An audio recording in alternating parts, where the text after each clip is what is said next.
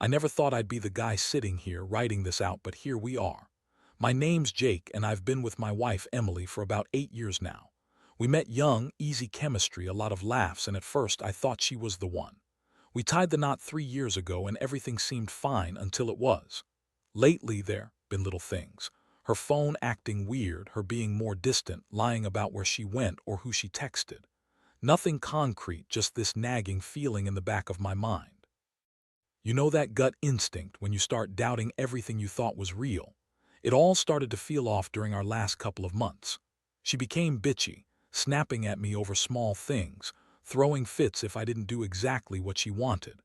Not like her usual cute, playful attitude, more like she was irritated all the time.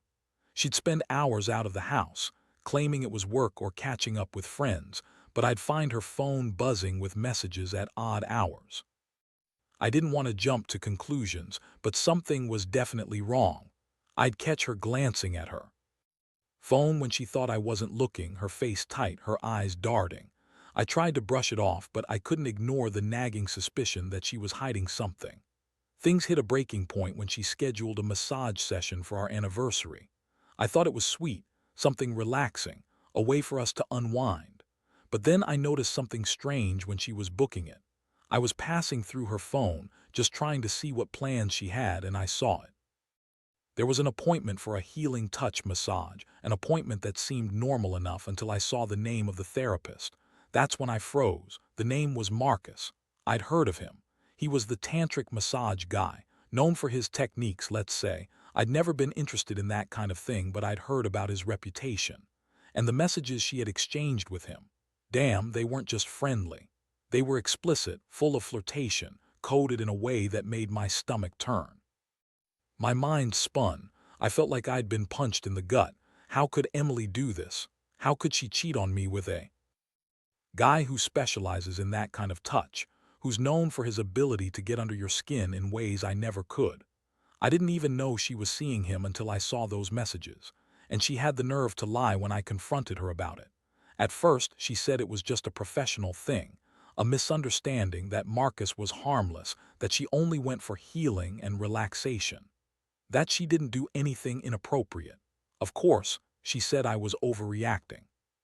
Typical Emily, blame me, deny everything, make me feel like I was the one losing it. But I knew better. Seeing those messages, reading her words about how Marcus really knows how to make her feel alive, how she craves his touch, it was like a slap in the face. It wasn't just a massage appointment. It was something more. Something she'd been hiding from me for weeks, maybe months. I felt stupid, betrayed, like I'd been living in a bubble and suddenly it popped. My head spun with rage, confusion, heartbreak. How could she lie so effortlessly? How could she put her own needs above everything we'd built? I didn't sleep that night, just kept replaying the moments of discovery, trying to grasp how badly I'd been betrayed, how much trust I'd lost. I knew I had to confront her, but I also knew that nothing would be the same after this. The woman I thought I knew was gone. How do you even begin to talk about this kind of betrayal? I was angry, yes, but deeply hurt, more than I could put into words. I felt like I was drowning in a sea of questions, wondering if she even loved me anymore or if I was just a backup plan while she chased some fantasy with Marcus. That's how it started, and honestly, I didn't know what would come next. When I finally decided to confront Emily, I knew I couldn't do it lightly. I'd been holding everything inside for a few days, but I couldn't keep pretending like I didn't know. It was eating me up, and I needed to get it out, need to hear her deny it or own up to her bullshit. So I set up a time to talk when she'd be home alone. That afternoon, I came home from work, heart pounding like I'd just run a marathon. I'd already rehearsed what I was going to say, but I knew deep down nothing could prepare me for what I'd find or what she'd say. She was on the couch, scrolling through her phone as usual, and I could see that smug little smile on her face when she saw me walk in. That's when I knew for sure she thought she was safe. I took a deep breath and I just blurted it out. Who the hell is Marcus? Her face froze at first, like I'd just slapped her. She looked at me with that shit-eating smirk, trying to act innocent. What are you talking about? She said, but I didn't buy it. I'd seen the messages, the photos, the way she was talking about that massage, all of it. She had no choice but to try to lie her way out, except she didn't deny it outright. Instead, she looked annoyed, rolled her eyes, and said, "Oh, come on, Jake, you're overreacting. It's just a massage. Nothing happened, I swear." She was full of that fake anger, that "you're being crazy" attitude. But I wasn't buying it, not anymore, I told her. I knew about the messages, about how she'd been hiding this from me for months. Her face turning red, she started to get defensive. Look, this isn't what you think. Marcus is just good at what he does, okay? It's just massage therapy, nothing more. I don't even like him that way." Her words felt like a punch in the stomach. I could see her trying to cover her tracks, but it was clear she'd been lying for a while now. I asked her why she'd do this behind my back, why she was sneaking around with a guy who specialized in tantric techniques, those intimate, almost sexual forms of massage that Marcus was known for. Her reaction: she shrugged with that bitchy little smirk again and said, "It's none of your business, Jake. I'm not cheating on you. I just needed some stress relief, okay? You're so paranoid, it's pathetic. Maybe you should focus on your own flaws instead of accusing me of shit I didn't do." That's when I felt the anger boiling over, but I kept my voice steady, barely. I told her I saw enough to know this wasn't just stress relief. That she was actively seeking out this guy, intentionally crossing boundaries. Her excuse: she said I was being insecure, that I was jealous because I wasn't satisfying her anymore. She called me boring, accused me of not knowing how to please her, and told me I was just a shitty husband who couldn't give her what she needed. I will admit, hearing her say that hurt worse than anything. It was like she was trying to turn the tables, make me the bad guy. I sat there, stunned. Part of me wanted to explode, to scream, to throw something. But I just stared at her, trying to process what I just heard. She clearly didn't think she'd done anything wrong. That was the most fucked up part. She was so convinced her lies would hold up. She kept saying it was just massage, that Marcus wasn't that kind of guy, that I was overreacting. And just like that, my world started to crumble around me. I realized I was dealing with someone who was capable of lying straight to my face and cheating on me with no remorse. I was furious, but also crushed. How do you come back from that? I didn't know yet, but I knew I couldn't trust her anymore. Not really. Not after this. After that confrontation, everything felt different, like I'd stepped into a new reality I didn't want to accept. I spent the next few days oscillating between rage, sadness, and a sick sense of betrayal. I couldn't shake the image of her lying to my face, smirking, acting like I was the crazy one. I kept replaying those messages, those explicit words, the way she talked about Marcus as if he was some kind of savior, not a guy who was secretly screwing her behind my back. I started digging through her phone, trying to find more proof, more clues, anything that could justify what I was feeling. It was a lot. Too much, honestly. One night I went through her messages again and I saw something I hadn't noticed before. There was a pattern. She'd been secretly texting Marcus during our dates, during dinner, even when we were out with friends. I'd always wondered why she'd be glued to her phone during those times. Now I knew. She was crafting her lies, planning her escape. The worst part was seeing how eager she was to meet him outside of their massage sessions. There were plans for late nights, secret texts about how much she needed him and how good he made her feel. That was the moment I realized this wasn't some innocent slip-up or a mistake she'd make up a story about. It was a full-blown affair. I was numb with shock, but I also knew I had to do something. Just knowing wasn't enough, I needed to act. I started making plans, not to confront her again, but to figure out what I was going to do next. I didn't want to just walk away without proof, without knowing how deep it went. I decided to follow her the next time she sneaked out for one of her massage appointments. I planned to catch her in the act or find the proof I needed to finally put an end to this. I wasn't going to be some cuckold, sitting there feeling humiliated while she got her kicks with Marcus. The night I followed her, I was prepared for anything, clutching my phone like a weapon. I waited outside the massage studio, heart pounding so loud I was sure she could hear it. I parked a few streets away, watching her walk in with that smug, entitled look. She didn't even bother hiding how comfortable she was, like she owned the place. I stayed hidden, trying to catch sight of her through the window, and what I saw was worse than I'd expected. She greeted Marcus with a smile, that flirtatious, intimate smile I'd seen in the messages. They hugged, way longer than a professional massage ever should involve. They kissed briefly on the cheek, but from where I was, it looked more like a goodbye kiss, like they were saying see you soon in a way that made my stomach churn. I got out of my car, ready to confront her immediately, but then I saw her slip into a side room. That's when I heard it. Moans, heavy breathing, the unmistakable sound of sex. I froze. My mind spun. I'd known she was cheating, but hearing it was another level. I watched her through the window as she pushed open the door and stepped into the room with Marcus. They didn't even bother to hide it anymore. She was completely into him, completely turned on, and I was standing there, completely shattered. I wanted to run in to drag her out screaming, but I stayed put. I just watched this entire scene unfold, feeling like I'd been punched again and again. When she finally came out of that room an hour later, I was still waiting across the street. She looked flushed, satisfied, and she had that smug smile on her face again, like she owned the universe. She got into her car, not even glancing around, like she knew she was untouchable. I got in my car, and I swear I didn't turn the engine on right away.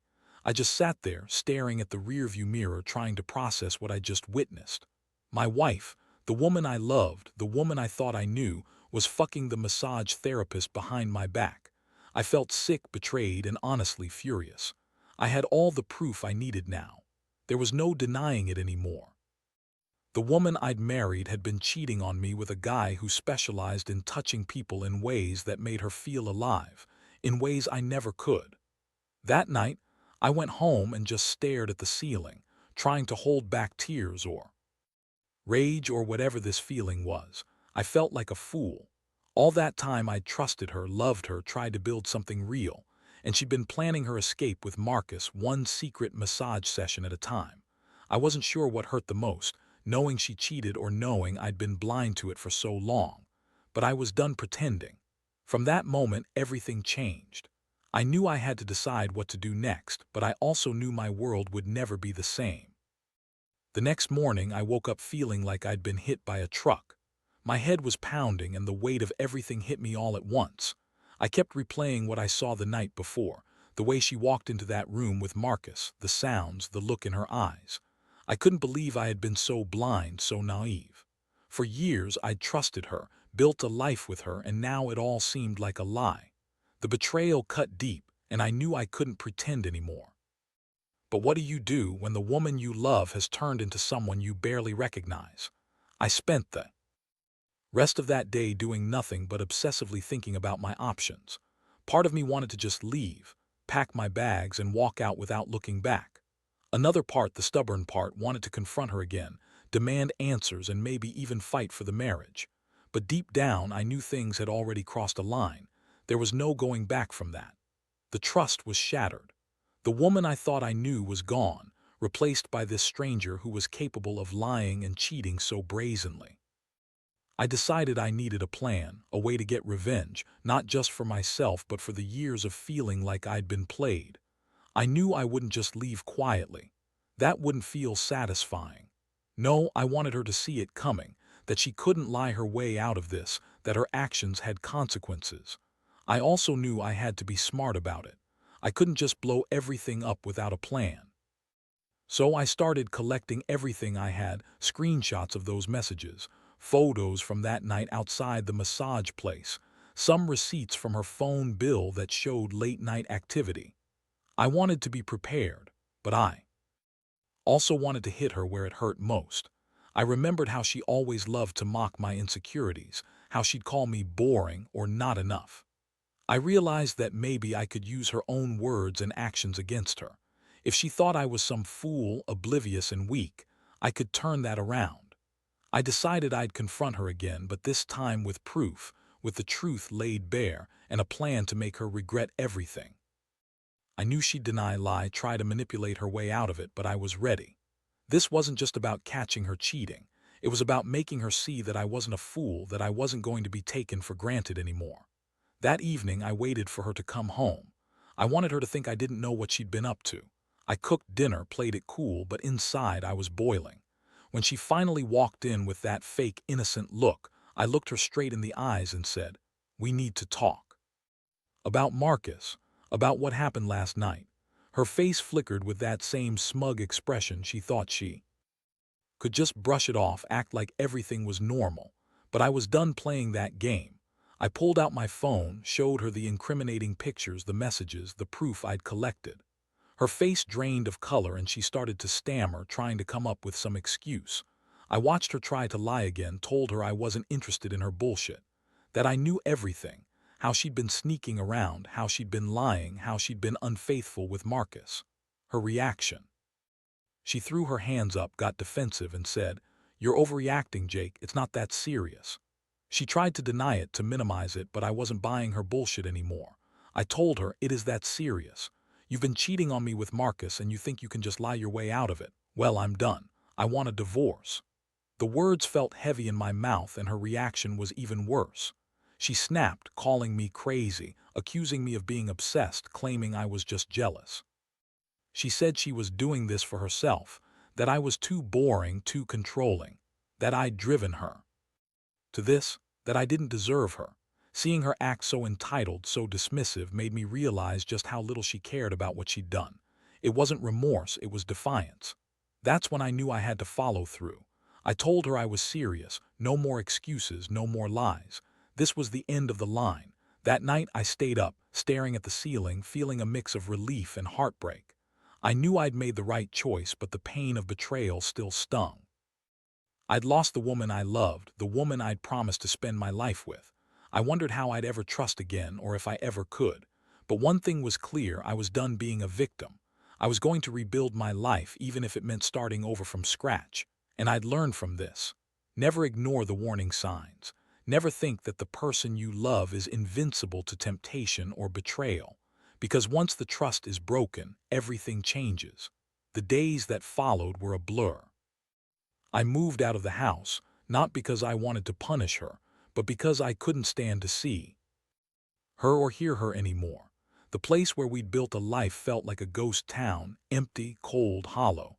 I rented a small apartment nearby, just enough space to breathe and get some distance from the chaos. At first, I kept replaying everything in my head, trying to make sense of it all. How did I miss so many signs? When did she start to check out? Did I fail as a husband, or was she just better at hiding her true self? It was hard to focus. Most nights I'd sit in my new place, staring at my phone, wondering if I should reach out, if I should try to salvage something, or just accept that it was over. But deep down, I knew the truth. There was no fixing this.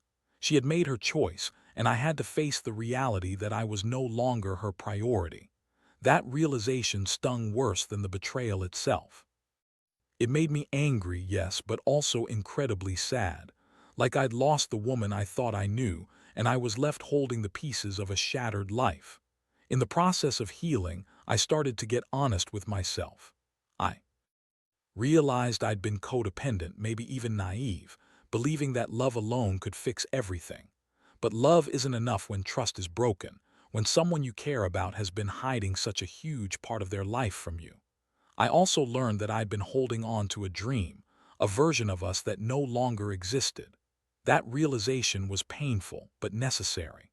I couldn't keep pretending everything was okay, not when I'd seen the truth with my own eyes. I had to accept that I had been betrayed, that I'd been lied to, and that I deserved better. I started focusing on myself, going back to the gym, reconnecting with friends I'd neglected, and talking to a therapist who helped me process everything. It wasn't easy, and I'd have moments where I'd break down, yelling at the ceiling about how stupid I'd been, how I'd trusted her more than I trusted myself.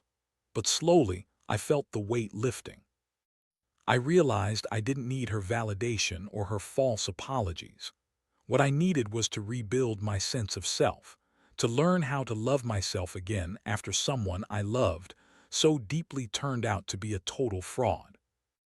One thing I kept telling myself, I was better off without her BS. She was manipulative, selfish, and clearly lacked any real remorse for what she'd done. The fact that she was so dismissive, so entitled, only confirmed that I'd dodged a bullet.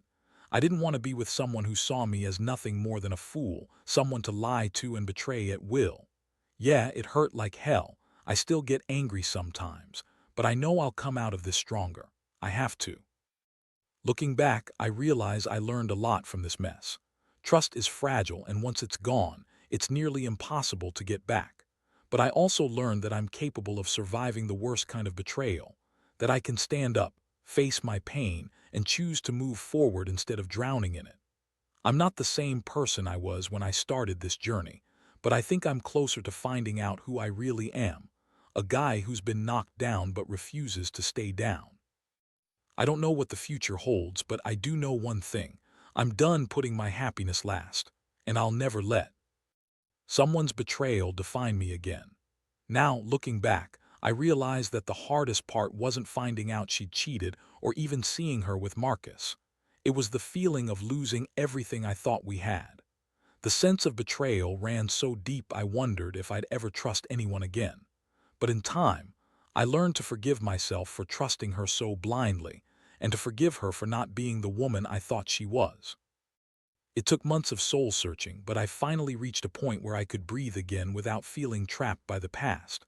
What really changed for me was understanding that I deserved better. I didn't owe her my pain or my silence. I owed it to myself to move on, to rebuild my life from the ground up. I cut all contact with her. No texts, no calls, no nothing. When she finally tried to reach out and apologize or explain, I just blocked her. I knew that staying connected would only keep me tethered to the hurt. Some wounds take longer to heal, and I had to accept that some betrayals leave scars I might carry forever. But scars can also be reminders that I survived, that I'm stronger than I thought. Over time, I found peace in the little things. I reconnected with friends I'd distanced myself from, went on trips I'd always wanted to take, and started to focus on what made me happy. Simple things like quiet mornings, good books, and trying to rediscover myself without her shadow looming over everything. I've also become more cautious when it comes to trust, knowing now that even the people closest to you can hide their true selves. It's a lesson I won't forget. It's a lesson that in the end makes me more aware of my worth. This whole ordeal shattered my ego, but it also set me free in a way. I realized I'd been holding on to a version of love that wasn't real. She didn't love me, at least not in the way I thought she did. She was chasing her own selfish needs, her fantasies with Marcus, and she used our marriage as a cover for her own pleasure. I don't harbor hatred anymore, just a deep, painful understanding. People can change, but sometimes those changes reveal who they truly are. And that's okay, because I'm learning to be okay with myself, alone, yet stronger than ever. So, here's what I want to tell anyone out there dealing with betrayal. Trust your instincts, but don't ignore the warning signs. Be honest with yourself about what you can and cannot accept. And most of all, remember that you're worth more than someone's lies or betrayals. You don't have to carry that pain forever. It's okay to walk away, to rebuild, and to find happiness again, even if it feels impossible now. Because life doesn't stop after betrayal, it just gives you a new chance to start over. And that's what I've chosen to do.